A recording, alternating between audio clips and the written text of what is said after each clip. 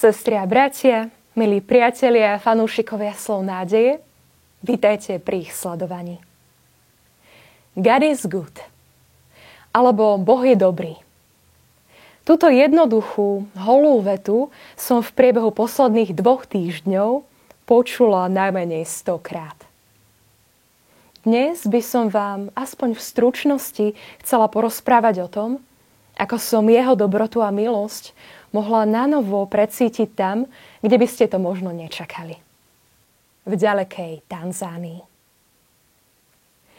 Bratia a sestry, nosíte vo svojom srdci nejaký sen? Viac či menej tajné želanie? Na mojom zozname prianí je hneď niekoľko.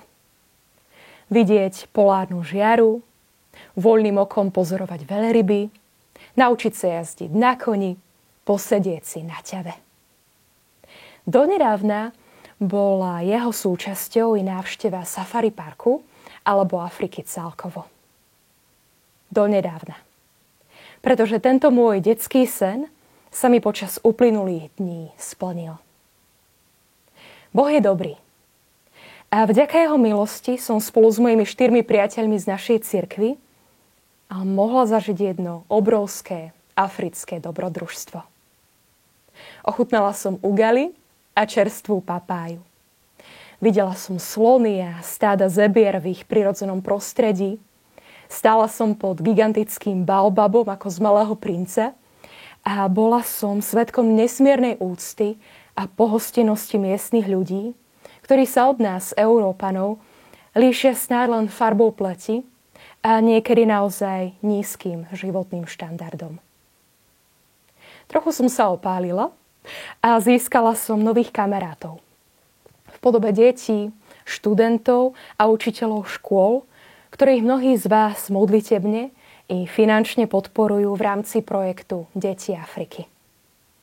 Dnes by som sa vám ich mene chcela zo srdca poďakovať. Boh je dobrý, píše autor 145. žalbu v jeho 9. verši. Boh je dobrý a jeho milosť k nám sa prejavuje mnohorakými spôsobmi. Napríklad tým, že plní sny, ktoré do nás vložil. Sestri a bratia, prostredníctvom mnohých z vás Boh plní sny o lepšej budúcnosti i desiatkam detí v nádhernej Tanzánii.